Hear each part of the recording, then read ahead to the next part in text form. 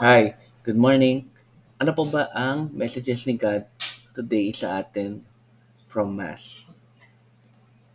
Okay, number one, so mag-reflect po tayo.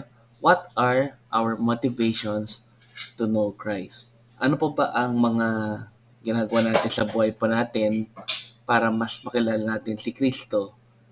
Ah, I'm sure marami namang ways. Pwedeng manood po tayo ng mga video sa YouTube or sa Facebook or siyempre sa mga nababasa natin mga novena or sa mga ways sa pagdadasal natin, ito ang ito sa mga things kung paano natin makilala si Christ. Pero ano po ba talaga ang nagpapamotivate po sa atin para makilala natin siya? Ito ba yung mga pinagdadaanan natin ngayon sa buhay natin?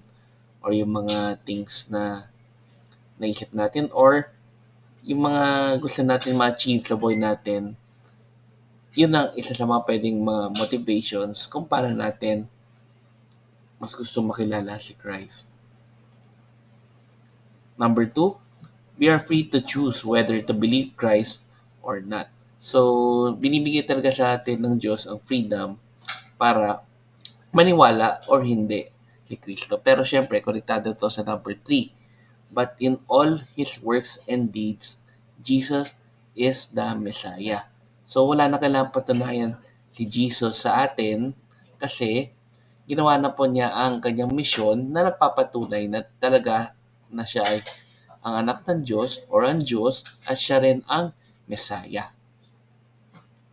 And lastly, prioritize prayer and spend time with Him with the Word of God. So, ibig sabihin nito is as long as meron tayong free time or bigyan natin ng oras na makapag-spend tayo ng time sa Diyos kahit sa pang-araw-araw natin na mga buhay.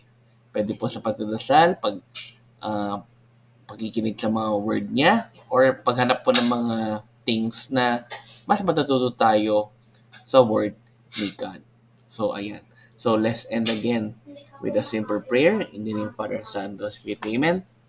Lord, sana po ay mas lumalim pa mas matutunan pa namin yung mga things na gusto niyo po ituro sa amin by your word, and lagi po kaming maniwala sa mga teachings po ninyo, and lagi po kaming i-prioritize yung pagbigay po ng oras sa inyo sa pang-araw-araw.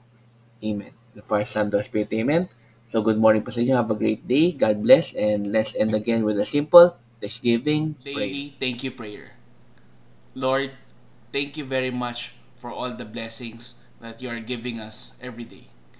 Thank you for our food, safety, security, guidance, and all your blessings. Please avoid us getting sick from all illnesses and forgive us for all our sins. Lord, I pray that all our hopes and dreams will come true in your own time. Again, Lord, thank you for all the blessings that you have given us. Amen.